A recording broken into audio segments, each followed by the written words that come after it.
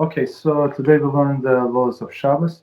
Today is class number 14, and we start as usual from the Sefer Chafetz Chaim. And today we learn the big subject is the same, Lashon Hara, laws of derogatory speech. Today's title, obvious intent. So let's go slow. Okay, David, you're on. Which page? 74. Sorry, 74. Got it. Yeah, slow, and we're going to explain what it means. Or if you want to comment, you comment. Yeah, Okay. Obvious intent. While statements which have a negative connotation are prohibited, this would not apply where the listener can be expected to understand that nothing derogatory is intended. Therefore, Allah permits making an ambiguous statement if nothing derogatory is intended, and the unintended meaning of the statement is only mildly derogatory, and the statement is made in the presence of three people or in the presence of the person being discussed. As an illustration, early commentators offer the statement, "In that house, something is always cooking on the stove." This can mean that the family's door is always open to guests, or it can mean that the family is overindulgent. If the statement were to be made in the presence of three, one can safely assume that it would eventually become known to the family of whom it was said. Such being the case, the listeners would assume that the speakers intended it as a compliment. It would also be permissible to make such a statement in the presence of the family of whom it is said, since it would be obvious to all that there was no derogatory intent. Okay. So I mean, personally, I usually read a little less, like pieces, so but okay, yeah, go ahead. How do you understand that? So basically, firstly, it needs to have no derogatory intent, means even if it isn't taken poorly, if the person sees it as a compliment, you still shouldn't say it if you think it's going to, if you meant it poorly. Okay? Exactly, yes. And so, also, we didn't get to it, but whatever you said, so basically, so if somebody want to be sounded a compliment, but for other person it's derogatory, you're not allowed to say. Or somebody else can hear it, and for him it's derogatory. Not allowed. Okay, go ahead. And also, even if the statement is a good one, but you know that person can take it the wrong way, you're still not allowed to say it. Yes. Now, also one thing. So it says in the presence of three people, because it'll probably go back to the family in the first place. Sure, right? Not probably, definitely. Three people means public, and if you say in front of three people, unless you say it explicitly, you're my close friends, it's a secret. Secret.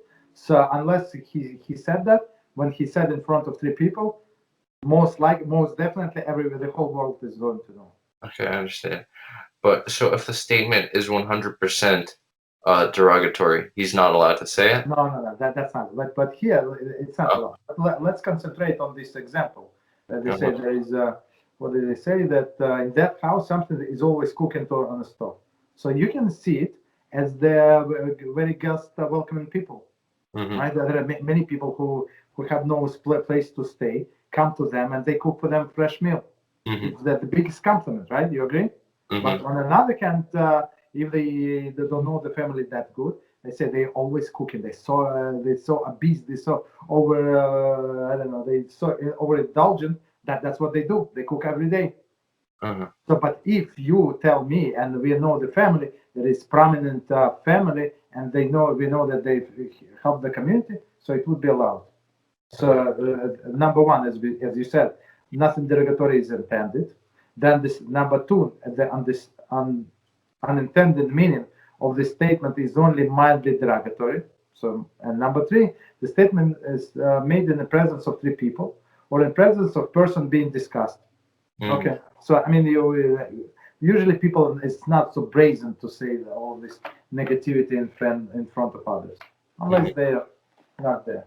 Okay, so let's stop here and we go into the loss of Shabbos. So just one request, please. I want all of you request. So if you ask questions, let's keep it on a topic. Unrelated questions, let's keep till the end of the class. So I give you time maybe like even 15 minutes if you want, and then of the class, so you can ask questions. All right. Got it. So we continue the loss of Shabbos and page 196. It's the Radiance of Shabbos 196. So let me know when you're ready. Okay, so in chapter number 27, and to remind us, so we continue with the laws of Havdalah. What is prohibition? Okay. So number 27, the prohibition of doing melacha before Havdalah. So when we say melacha, so in some books they translate it as a work, but it's not work.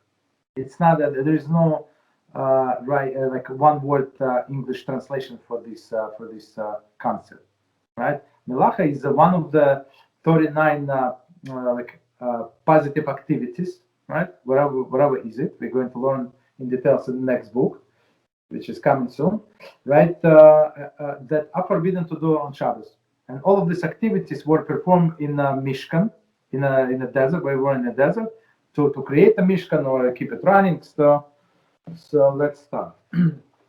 So that's all of these 39 melachas. They're prohibited on Shabbos, and now we're talking about before Havdalah. Okay, the prohibition of doing melacha before Havdalah. Number one, the prohibition. As stated in chapter 26 in the previous chapter, one may eat before fulfilling. One may not eat before fulfilling Havdalah obligation. Similarly, one may not perform melacha before reciting Havdalah. May not. Right? So one more time, person cannot eat before he does Havdalah.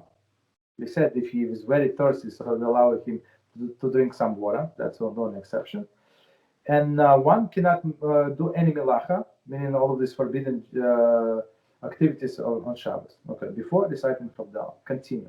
However, in contrast to eating, which is the most, in most instances for men, is not permitted until both Havdalah in Shmona Esrei and Havdalah over the wine have been recited. Performing melacha is permitted as soon as Havdalah had been recited in Shmona Esrei or over the cup of wine. Okay, so basically, as we said last time, so David, let me know, do you have your Siddur with you in this room or no? No? Okay, no problem. Okay. So I wanted to show you where is Havdalah and Shmona Esrei. No problem. Next time. Actually, you know, Rabbi. Sorry. Yes. So I was gonna ask you something really quick. It's about so you told us that you were not allowed to do any. I'm not sure how to pronounce it, but before melacha, yeah. Before saying Havdalah, right? But what about arvit? Doesn't that you're not allowed to say arvit until Shabbat is over? No. Yes. But you're actually, doing that. Okay. How I'm trying to simply answer your question. In the cases of necessities, so you can pray arvit. We call it marif arvit. So you can say before the nightfall, before the complete nightfall. For example, if you're going to be like by 45 minutes or 54 minutes or 72 minutes, in some instances, so our sages allowed to say it a little earlier. But basically, for other people, Shabbat is not over, but you can say because of the extenuating circumstances. Well, that's what his question, or you know? All right. Yeah. Thank you so much. Yes, you're welcome. Okay. Rabbi, So just quickly, I'm going to show you exactly what is this. So I'm using, just so you know, I'm using Art Scroll Cedar. Mm-hmm. Art Scroll, it's Ashkenazic Cedar, but it's 1 second. While I'm looking, I'm going to say it's all Sidurim, of course. It's 1 second. 256. Why am I there? I apologize. Takes a little longer. Okay, so it's on a page 269 in Art Scroll Cedar, complete Cedar, 269. So it's basically the third blessing. You see, understanding. 1 second. In my 269. Okay. In my thing, it's the fourth blessing. Okay, fourth. I apologize. Yeah, three is standard blessing in all Shmones. I apologize. Yeah, fourth. You're right. So you see, understanding. Mm-hmm. Okay, so you see this in a green box, gray box. Great box. No, Understand? I have a small siddur, so it doesn't have it. That's why. That's probably why. Or it's on a different. I don't think so. Okay, so but do you have understanding? One second. The fourth bracha, the fourth. It says holy and secular. Then understanding is the first. No, I'm not. The separation from holy and secular. That's the Havdalah. Yes. Okay, you got it. Yeah. So that's piece. You say it only on Saturday night. This piece. Okay. All right. So okay. So that's what we are saying. That it's Havdalah and Shmona Esrei. So for men usually pray this Marif or Aravit, whatever you want to call it, on when the Shabbat ends. So you automatically say this Havdalah. So, but if you don't, as we said last time, you can rely on Havdalah that you're going to do over the cup of wine, or they go into the shul. But basically, you can do it at home. Nobody's stopping you. We're going to get to Havdalah part tomorrow, B'ezrat Hashem. I mean, in a siddur, where to find it in siddur. Okay. So, but the men, as we said, we have to do two Havdalahs, one in Marif Aravit /Aravit, and over the cup of wine. Yes. Any questions? Yes. Go ahead. No. No, it makes sense. Makes sense. Yeah. David also. Okay. I can't hear. Could you say it louder, please? Oh no, I said David. He shook his head. He also doesn't have any questions. Okay. No problem. Okay, continue. One may do melacha even after an abridged form of Havdalah is recited. Okay, abridged. The text of abridged Havdalah is Baruch HaMavdil ben Kodesh Lechol, right? Which is sounded as blessed is he who separated between holy and secular. So basically, so that's the Havdalah that women do. So when women they don't usually pray the third time. They usually pray only once. So they pray whatever they pray. Usually, at least they pray Shacharis, and some of them pray Mincha also. So and they say blessed is he who separated holy from secular, and they can do any activity besides eating. Right? Eat is and drink is separate issue. Okay. So same as men. So I didn't get to the text yet. So the same as men. If he forgot for some reason, he forgot to say this Havdalah in that in the Shmona Esrei, so he can say this phrase. Okay, continue. This may be recited by a person who wants to do melacha prior to davening Marif by saying Atachanantana and saying Atachanantana. Basically, so he's not obligated to daven Marif /Aravit as soon as Shabbos ends. Right? He has some time. Maybe he wants to drive somewhere to his friends and they're going to pray there. Well, also possible. But in order for him to drive, let me just finish. So in order for him to drive, even if he sits in the car, he's not driving. So he has to say Baruch HaMavdil ben Kodesh Lechol, meaning blessed he who separated between holy and secular. Go ahead, please. So let's say there's someone who lives in the shul, for example, because that happens sometimes, where there are people who don't want to go home and study and stuff like that. Do they still have to do two Havdalahs or no? Yes. Yeah. Okay. I mean, that's whether you're going to eat or drink after that, it does not make any difference. I mean, you must do before Tuesday. I mean, maybe you're not hungry now, but then after you study, you're going to come home, going to be hungry, and you forget. So the proper way to do it as soon as possible. Same as with all of the other mitzvahs. The first opportunity you have to do the mitzvah. Okay. Continue. Accordingly, women who ordinarily do not daven Marif, as we said, some of them do, some of them don't. should say Baruch HaMavdil ben Kodesh Lechol, meaning this blessed is he who separated between holy and secular. Okay. If they wish to do melacha prior to hearing Havdalah over the wine. So, for example, one simple example. So the man is still in the house and wife is home, right? And she wants to start cleaning from the table. As we said before, we cannot clean from the table after the third meal because one of the laws of Shabbos, we cannot prepare on Shabbos or Yom Tov for the next day. It's a general rule. So basically, when you finish your meal Friday night, there's no problem. You finish, you clean it up for the next day, for Shabbos morning. That's a proper way to do things, right? After Shabbos morning, you can clean up because you're going to have a third meal. Let's say you eat it at home. There is no problem. But after third meal, what are you cleaning for? So unless it is disgusting and the dishes smell and stuff like that, you're allowed to clean. But otherwise, if it's clean dish and you have few crumbs from bread that you ate, I mean, it's not disgusting. So you must leave it there. So if the woman wants to start cleaning up while waiting for her husband or her son or whoever comes from shul, so she said, blessed is he who separated holy from secular. She can turn the lights on or off, whatever she needs to do, throw the garbage out, all of the activities. Okay.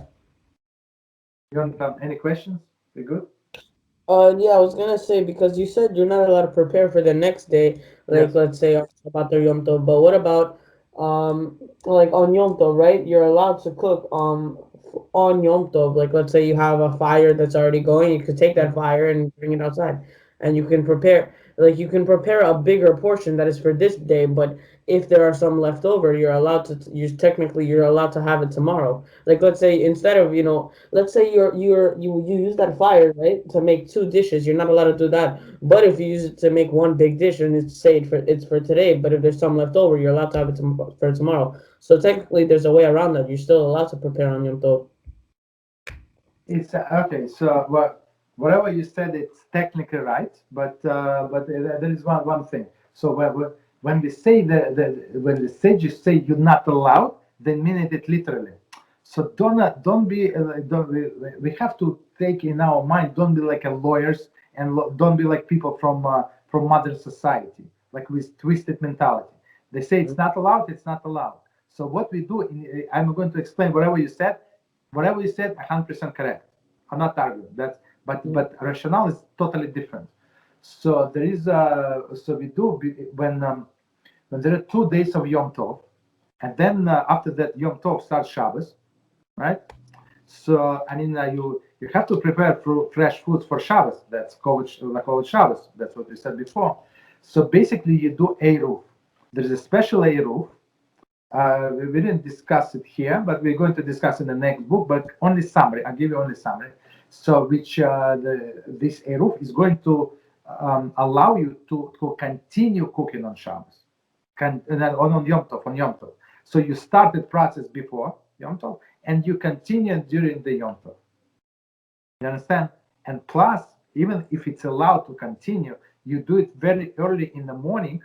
Right? For example, on second day, or it's coincide with Friday, you do very early in the morning. So in case the guests go into a shop later on in the afternoon, you can use this food. So it's not so obvious that you're cooking for Shabbos. You understand? So, but on another hand, you're right. So you're not obligated to count how many pieces of chicken you're going to cook. So if it's if you put it in a pot, like it doesn't matter. For a pot, it doesn't matter. You put 3 pieces or 7 pieces, doesn't make any difference. So that's how it is allowed.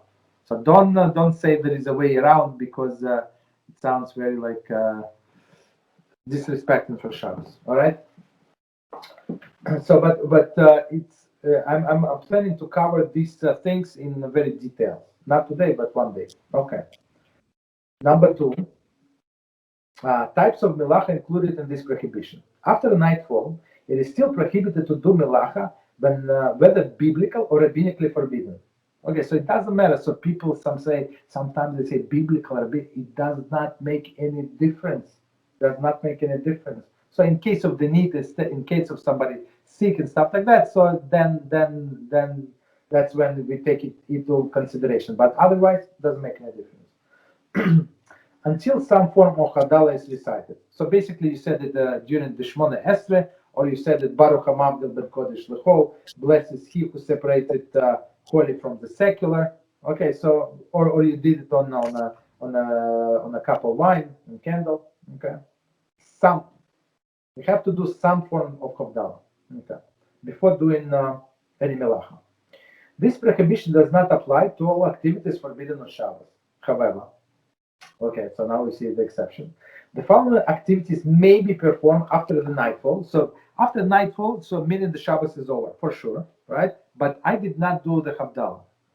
Okay, so let's see. After perform that one, even before reciting any form of Havdalah. Okay, page 198 on top. So number one, speaking about business matters. So one of the things, and as David once mentioned to me, right? He asked me, what is the punishment of one who is speaking about business on Shabbat? So there is like and I told him there is no human punishment, punishment from a human court, but in the eyes of HaShem, it's the biggest disrespect. So he gave us the Shabbos to enjoy, to turn our mind off from business activities and learn as much Torah as possible. Because as you know, many people, they work long hours. Like Jonathan's father, for example, he very long hours, like nights and stuff like that. So, but Shabbos, so the phones are off, computer is off, they cannot get you. So the Shabbos is given to you not to sleep, Chas v'Shalom. Why? Because our sages explain that the learning Torah on Shabbos, the reward is one. I don't remember. Some say 100, some say 1,000 times more than on weekday. So how you like? Are you normal to lose this opportunity to get such a reward? Not the one time in a blue moon, like all of these things that people stay overnight. It's very good, nice thing to do. But nobody said that overnight is 1,000 times more. Nobody ever said. It's big mitzvah, not but only it says about Shabbat. So you want to rest, you're tired, something like that. You go half an hour, 1 hour, you sleep, take a nap, and continue learning. Plus, you have a special neshama, extra neshama. Okay, continue. Rabbi, I have a question. Yes. So on Shabbat, well, what about why isn't it that weekdays, since you're taking time off of work in order to study Torah? So why wouldn't that be a bigger weekday when Shabbat you already have time off and you're able to study? Could you repeat your question? And if you please speak closer to the microphone, I can. Of course. Can you hear me? Like, is this better? Yeah, it's better. Yeah, go ahead. All right, so my question was, why is it a bigger reward on Shabbat? I understand like it is, but when, on weekdays, if you take time off of work to go and you go off of work, you go off of work early, just to study Torah, why isn't that a bigger reward? You are, ending your duties to study Torah and learn more and, Okay, so I got your question. So let's talk like for very briefly. What is a man's obligation in this world? And if you're over 13, as a Jewish man, you're a man. Whatever they told you, you're a man, and you have all of the obligations as an adult. No less, no as a big rabbi who is 100 years old. No, you and him the same obligation. So one of the obligation of a grown-up man is to learn when to learn during the day and during the night. So basically, when persons say I take off extra work and learn Torah, it's like you saying I ate today. Okay, I breathed today. Okay. You in His infinite mercy, Hashem is going to reward us, but it's nothing like out of ordinary. That's what you created for. You understand? That's in today's society and how this. Other people, other rabbis, they call themselves rabbis. I call them clowns. They teach people. They call, you such a big tzaddik. You sat with us for 15 minutes. 15 minutes. You You understand? That's it's very disrespectful to the creator of the world, right? Who told us that we have to learn every day and every night, every possible second. And Rabbi Reuven Shlita, he said beautifully. I like when he speaks. So he said, somebody raised his hand in his lecture. I said, Rabbi, I have a question. He said, okay. So is it the time that we are not obligated to learn Torah? He said, you're obligated at night and during the day. So if you find time during the day, during the 25-hour period, when it's not night and not day, so you're not obligated. But this time, as we know, does not exist. But then we go to Shabbat. What is so special? So in this, the Torah was given on Shabbos. The Torah was given. So there's a special connection. And this special connection is because is only about Shabbos and other things. There is circumcision, Shabbos. So it says it is accounted with me and you. So and in order to know what the covenant is, you have to study it. You understand? So and plus many people have bigger meal and they naturally want to go to sleep. So me personally, I'm talking about me. So I never ever drink wine during Shabbos day meal. Never ever. Why? Because I want to go to study. If I drink a little wine, I'm going to get sleepy. That's not good. Okay. All right. That's why.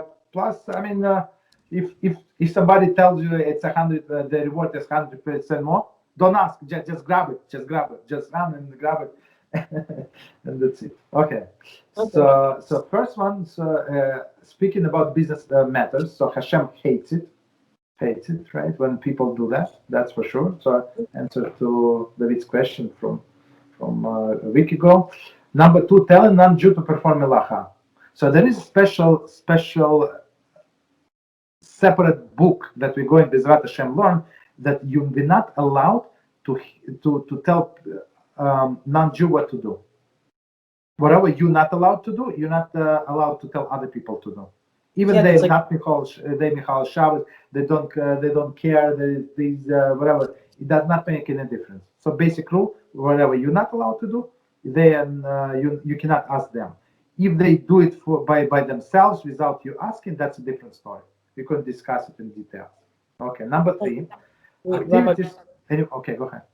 I'm sorry, but before you go, right? So this is exactly like I learned this I think like a year or two ago. It's like putting a stumbling stone in front of a blind man. Basically what happens is, like, let's say you have a relative over, right? And they're not religious. You ask them to turn on the light. They don't care, so they do it. But either way, you're asking them to sin. So on top of you making them sin, you're taking the sin either way. And also, I just had one quick question. Like, I remembered the question I wanted to ask. So if we're not allowed to talk about business on Shabbat, how come we're allowed to, bid for the Torah? Like we're asked, we're putting it's business basically. We're talking about how much money we're gonna pay after Shabbat for the Torah. Okay, all right. So it's a perfect question. It's not in this volume. It's in another book, but I am going to answer it just briefly. So you're not allowed to talk about money, and you're not allowed to do calculations. But you are allowed to do calculations and talk about money for the sake of the mitzvah. So when you pledge the money, for example, in a shul, so to be called to a Torah, so it's for the safekeeping of the shul. Maybe they're going to give poor people the money. So it's basically for a mitzvah, first of all. And second of all, you're not giving any money during Shabbat. So it's after. So you pledge that I'm going to donate. So you are allowed to talk about mitzvah. And the donation is a mitzvah, right? I understand. So, yeah, that's the answer. Okay. Okay. So next one, number 3. So activities. Okay. So number 2 was tell a non-Jew to perform melacha. Number 3, activities that are forbidden due to the prohibition of performing tasks that are weekday mundane nature. Okay, that's a big thing. When I was reading, I was trying to think of the example would be watch TV. Right? No, but no, it it is a melacha. Like so to turn your phone on, that's 100% melacha. So it's something like it's not forbidden big day activity. Maybe I don't know. I would say maybe opening newspaper or like some look at the advertisements, maybe like something like that. Okay, continue. Number 4, but we're going to get to this. It's in another one. We're going to get to it. Number 4, prepare for weekday needs. Okay. Okay, so weekday needs, maybe you can start cleaning up. So you're not doing any melacha. So you just want to get the dirty dishes from your table into your sink, into your, well, let's leave dishwasher for now, into your sink, so you don't open any doors in dishwasher. Okay, so let's leave it like that. Okay, continue. Number 3, a scrupulous individual. So before we continue, in all of the like in a Shulchan Aruch and Rimai and Mishnah Berurah, they say, okay, this is halacha, that's a thing to do, but if you do extra, you're going to be blessed. Right? So, but many people, they concentrate on the extra and don't do the basic. So that's also wrong. So you do basic for sure, and in some things, if you want to do extra, you do extra, but it's not necessary, and don't push it on other people. Right? Same thing with tzedakah also. Like I remember what happened with like David actually spoke to me about this. He spoke to me and explained to me about like don't give more, even though it says like you're obligated to give more than 10% only for poor people. But David explained to me that if like let's say somebody gives tzedakah or something, or donates to somebody like $500 like every single time they come, right? And then they come back another day and like can I have this piece of gum for free since I donated $500? That's technically stealing from that person, even though you donated so much money. So you think you think you're entitled to this certain thing just because you're donating, or like let's say, or I'll take this because I already gave $500, and it creates a lot of confusion. So what you're supposed to do is basically give the necessary amount that you need, and not more, not less. Okay, David. If you give 30% one year, you're gonna think the next year, oh, I don't have to give anything. That's basically. Yes. Yeah. So there's okay, it's not our subject. B'ezrat Hashem, it will be one day, but I'm just giving you a summary. So the difference between a wise man and a fool, what is the difference? Right? Maybe they both do not know, but at least the wise man, he has some idea what he does not know. The fool does not know even what he does not know. You understand? That's why I give you some highlights that we're going to learn B'ezrat Hashem. So there is two separate things, maaser, like this 10% or 20%, and tzedakah. Okay, so 2 different things. So tzedakah for poor people, maaser could be for poor people, could be for any other cause. Okay, so continue. Scrupulous individual. One who is scrupulous in his observance of mitzvahs should not do any biblical forbidden melacha before reciting Atok Kadosh. In conclusion of Motzei Shabbos Mariv. Okay, should not. However, one may do any melacha for the sake of the mitzvah, as long as some type of Havdalah was recited. For example, turning on lights so that the congregation and the shul should have the lights to pray Mariv. Okay, that's so. But scrupulous individual try to do all of the Havdalahs. That's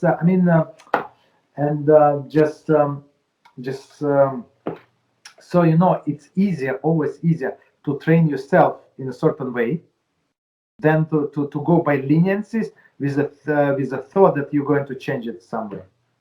So you're going to get used to after a few times, and it's almost guaranteed that you're going to forget. And if you don't want to forget, it's going to make you forget, right? It's going to help you to forget 100%, and you're going to stuck with this leniency, which not everybody agree. So I always try to go by opinion that everybody agree, or not everybody, at least majority of people agree. Not people, but greatest rabbis. Okay, continue.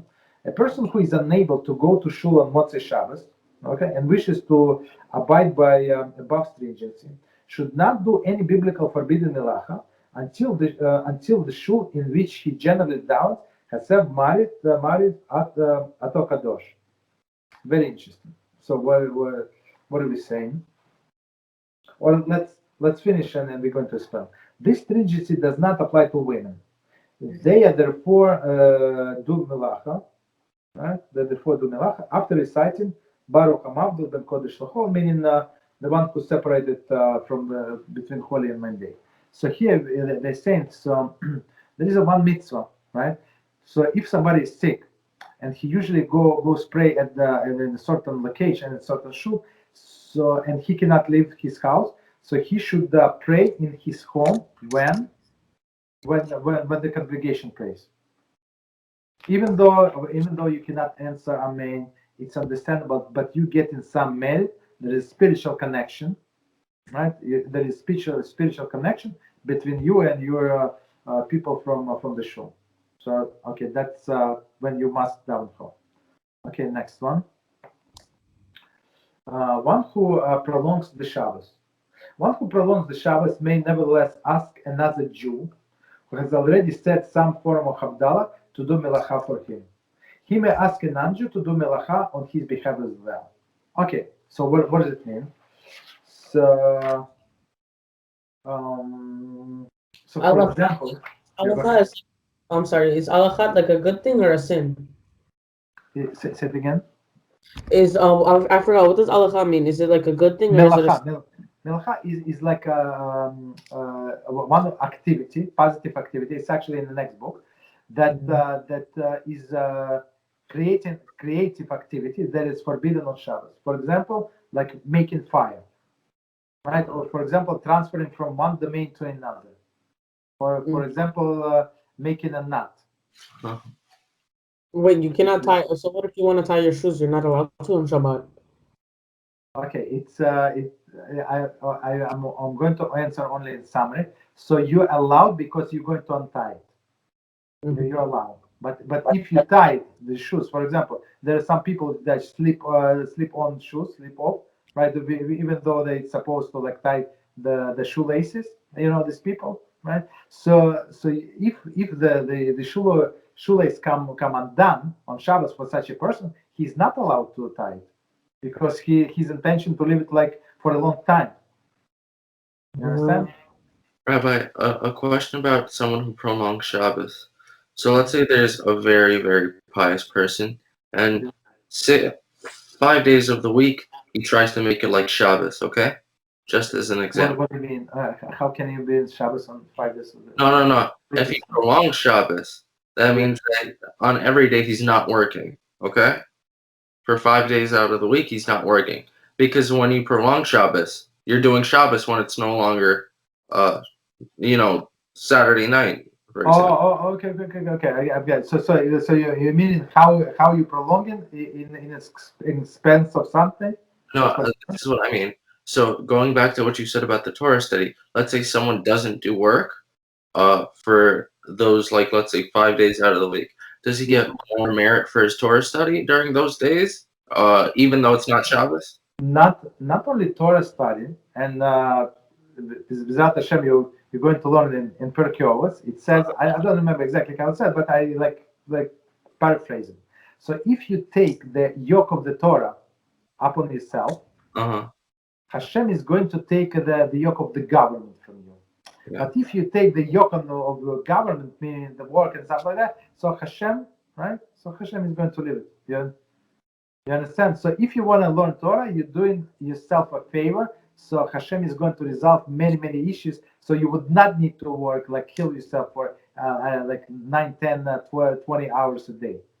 You understand? So when you learn Torah, you're doing service, first of all, for you, for yourself. Plus, you change the environment around you. The world becomes holier because of you. Your family becomes pure because of you. Why? Because that's what you project to the world, this holiness. And it doesn't matter. You say I don't know things. I only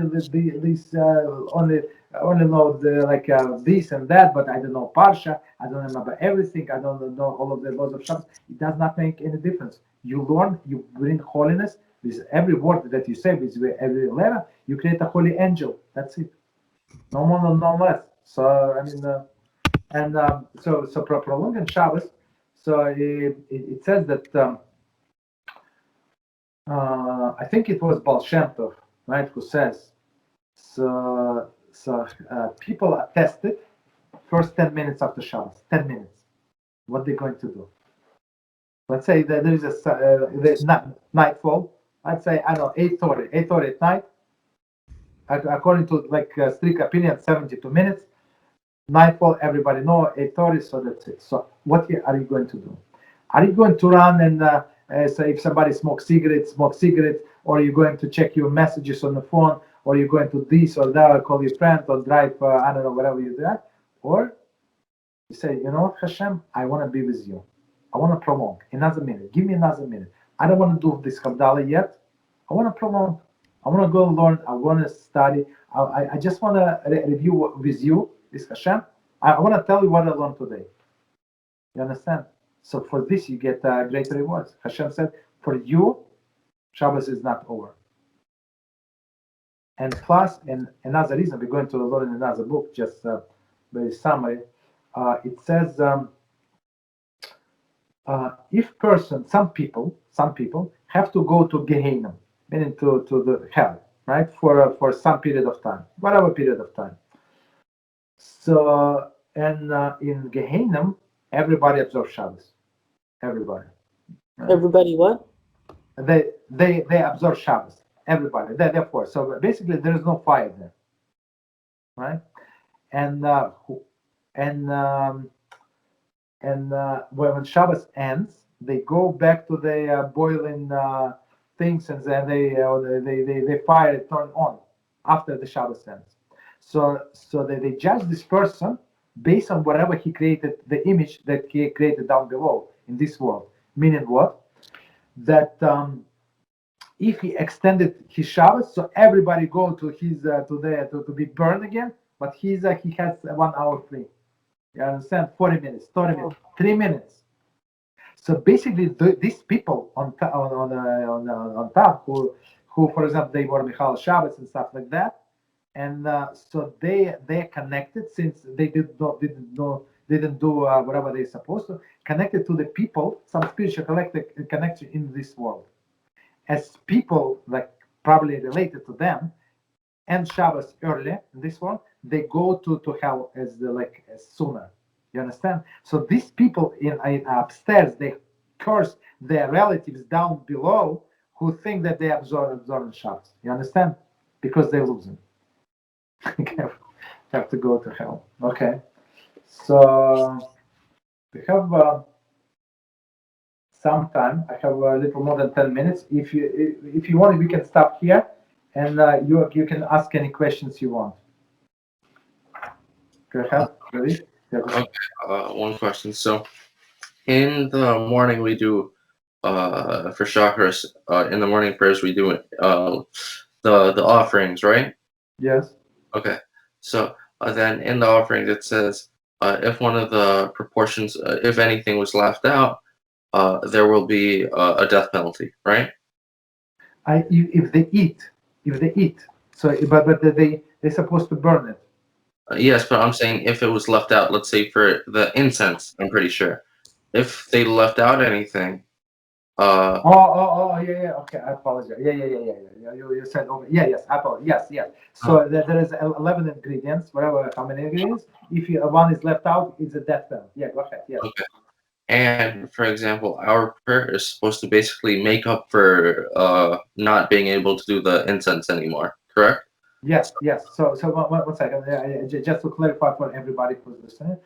So this prayer, as David said perfectly, right? So when you read this piece, it's like you bringing this incense by yourself, even though you're not Kohen, but it counts in Shemaim, in heaven, like you did it. You understand? So just reading these words, try to understand in your own language. If you don't know Hebrew, don't do it in Hebrew, because it would count you exactly 0. Because it is a prayer, just a quick thing. With a prayer, you can pray in any language you want. You want to pray in Hebrew, you don't understand like 3 words in Hebrew, it's counted that you pray. If you learn in Hebrew and you do not understand, it's count exactly 0, waste of time. Mm-hmm. So when you learn, and that's what you're learning, right? Even though you did it every day, learning it does not, it's like halacha, it's considered as a learning. So it's considered like you brought this instance. What could be better? What could be better? You tell me. I don't know. Go ahead. So tell me, let's say for example, for one of the things you have to put in, it says 9 mana, okay? But instead you say 8 mana. Now, is there any punishment for that or no? Yes. Because absolutely, absolutely. Because it's a different instance. That's not what God said. So this Jonathan, could you please put us on mute if you're not talking, please? Sorry, because we have this. Please put us on mute. Thank you. So thank you. So so it's different. It was modified, and it's not going to produce exactly the same effect as it was supposed to. So the best story would be, I don't know, unless you heard the story, but if you heard it, it's very interesting to hear one more time. So it was one annoying guy. He was nudging this rabbi, and he said, why is it so important? Like, if I do 3 mana or 5 mana, 1.5 mana, who knows what mana, this mana, or some other things, right? So he said, you Jews, you like, I did it, whatever I did it. So I put my filling here or here. That what the difference does it make? HaShem cares where on my arm I put filling, plus minus, like who cares, right? So Rabbi said, okay, I have perfect proof for you, perfect proof, and please give me your mail. I'm going to email it to you. So, and this guy say email, like spell the email at gmail.com. So Rabbi said, okay, all right. In 3 minutes, please check your email. You're going to. So the rabbi calls back. So he said, no, you got my email? He said, no, Rabbi, I'm checking the spam and there is no email. Okay, please, I'm going to send it again. Did you get it? I didn't get it. So he said, okay, maybe in 5 minutes, try to restart your computer, this and that. So a guy said, okay, I restarted my computer. I checked from different websites. There is no email. He said, okay, let's try one more time. So they tried, like, the rabbi was driving me crazy, basically, right? So how come you didn't get my email? And this, and that rabbi said one time, right, after so many times that he annoyed this guy, he said, let's check the email.